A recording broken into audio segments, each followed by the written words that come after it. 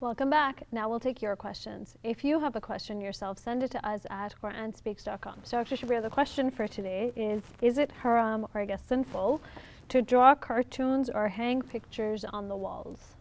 Yeah, so this is a question that needs to be revisited, especially in the light of classical rulings. Classical rulings, many would say it's not allowed.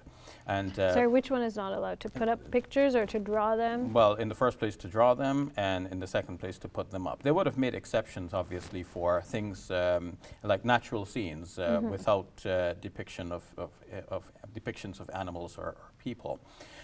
So you can draw trees and mountains and so on. So where does this classical prohibition come from, and how do we respond to it in modern times? So the classical prohibition is mentioned in a hadith.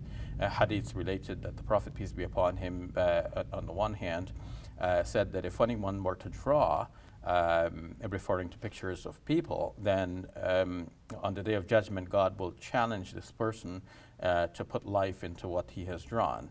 And this person sorry, go ahead. And this person will not be able to do so, and thus the sovereignty of God and His mastery in creation will be vindicated as unchallenged.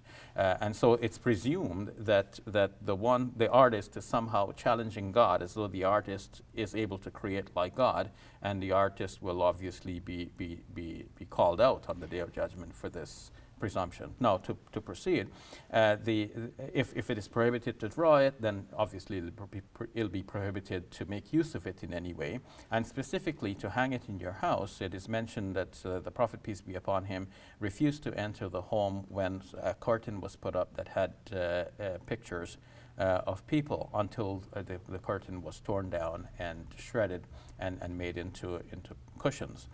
A curtain that had pictures on it? Yes. Okay. Of course, people could draw in that time as well, Yes, okay. not photographs. So that led to a classical ruling that pictures are not permissible. And then when modern photography came on the scene, some said that even the modern photographs are prohibited, because that is obviously a modern method of doing the same thing that people used to do, which was prohibited. And what about videos? Some argued that videos are prohibited as well, because what is a video but a collection of a number of still pictures moving at rapid speed to give you the impression of movement? I also heard, just throwing it out there, I also heard growing up that you're not supposed to put up pictures of faces in your homes because angels won't come to your house. Yes, this is related to the Prophet's refusal to enter the home, because then that was the conclusion from the hadith. He said, it's reported that he said that the angels will not enter a home in which there are pictures being displayed. So with that sort of classical ruling behind us, what do we do with the modern requirement to have a passport with a picture and photo identification for the driver license and so on? So the scholars often make an exception for this. They say, okay, this is a requirement of the land in which you live. You cannot escape this. You must have to have a passport. You need a driver's license. So you're allowed because of the necessity, but theoretically this should not have been permissible for Muslims. So with rulings like this, Muslims generally feel themselves compromising their religion as they're going. And with that kind of compromising mentality, we always feel like fish out of water. We're not in the right place, wish the land were different, and so on. So we need to revisit these things and see if indeed this is really a prohibition in Islam. Well, the Quran does not mention any such prohibition. On the contrary, the Quran shows that Sulaiman, on whom be peace, one of the prophets of God, known as King Solomon in the Bible, had statues made for him. So it could not be that things like this are prohibited to have. The prohibition is in worshipping such things. So where does such a prohibition against images come from? It seems to me that it comes from an interpretation of the Bible, where in the Ten Commandments it says, make no graven images. The intention there was that you should not make any graven images to represent God. But people took that literally and did not want any graven images at all. And of course, we're talking here about making engravings. But they didn't want any pictures at all. And so if that's in the Bible, how would that have come into our hadith? Well, much that is there from the Bible and biblical lore has actually affected Muslim communities. Muslims began to repeat the same things.